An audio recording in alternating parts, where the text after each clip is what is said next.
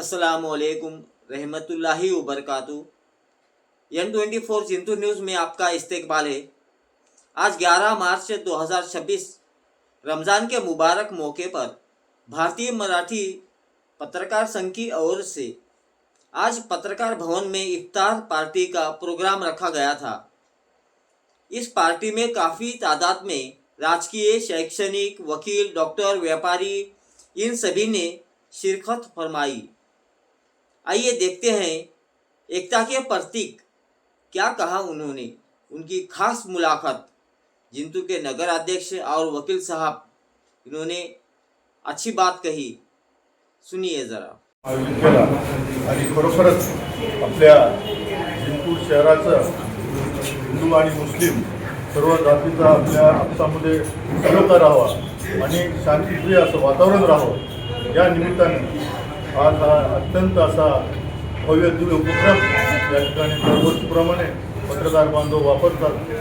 तरी त्यांना या कार्यक्रमानिमित्त माझ्या नगराध्यक्षाच्या वतीनं ते प्रथम नागरिक म्हणून आणि शहराच्या वतीनं त्यांना खूप खूप शुभेच्छा देतो।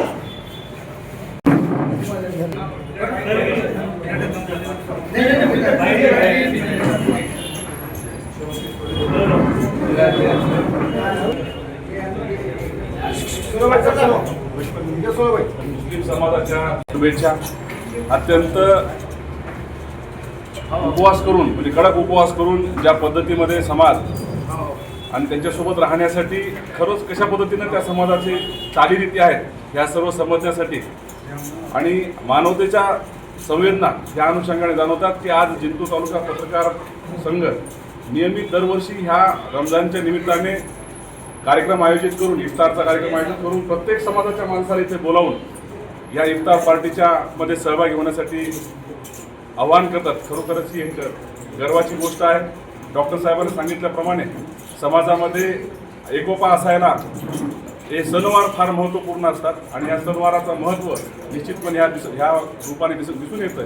आलेल्या सर्व प्रतिष्ठित लोकांचं आणि आयोजित करणाऱ्या सर्वांचं मी खूप खूप आभार व्यक्त करतो की असेच कार्यक्रम आपण नियमित आयोजित करून समाजाचा एकोपा कायम ठेवण्यासाठी मदत करावी। धन्यवाद।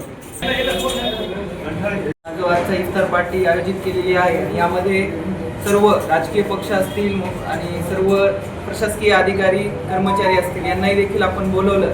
सर्व जाती धर्माच्या लोकांना बोलवलं।